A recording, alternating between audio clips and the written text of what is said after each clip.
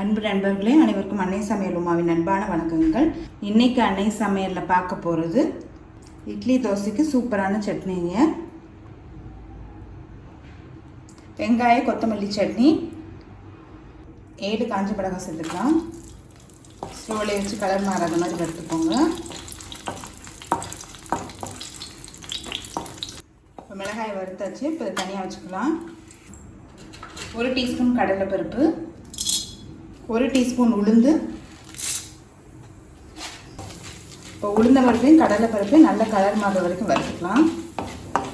இப்போ நல்லா கலர் மாறிடுச்சுங்க. 6 பல் பூண்டு,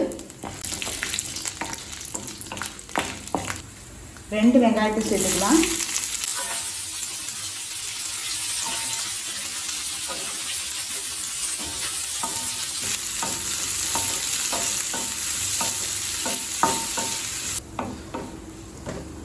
வெங்காயம் நல்லாவே வதங்கிடுச்சுங்க. கலர் பார்த்தாலே தெரியுது, நல்லா மாறி இருக்கு. 1/4 கப் தேங்காய் துருவல் சேர்த்துக்கலாம். தேங்காய் துருவல் சேர்த்துட்டு லேசாக வதக்கினா போதுங்க. கொஞ்சம் கொத்தமல்லி, சின்ன நெல்லிக்காய் அளவு புளி. தக்காளி சேர்க்காதனால புளி கொஞ்சம் அதிகமாக போட்டிருக்கேங்க. தேவையான அளவு உப்பு. இது கொஞ்சம் நேரம் ஆறின பிறகு வதக்கின மிளகாயோடு சேர்த்து மிக்சியில் அரைச்சிக்கலாங்க. இப்போ மிக்சியில் எல்லாத்தையும் அரைச்சாச்சுங்க. இப்போ சட்னியை தாளிச்சிடலாம்.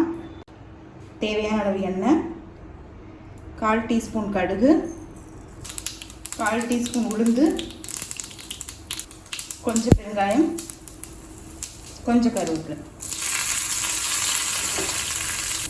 சட்னி தாளிச்சிக்கலாம். வெங்காய கொத்தமல்லி சட்னி ரெடி ஆகிடுச்சுங்க. சர்வ் பண்ணிடலாம்.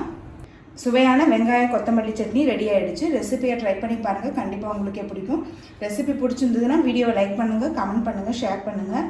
இது வரைக்கும் அன்னை சமையல் சேனலை சப்ஸ்கிரைப் பண்ணாதவங்க மறக்காமல் சப்ஸ்கிரைப் பண்ணுங்கள். தேங்க்யூ.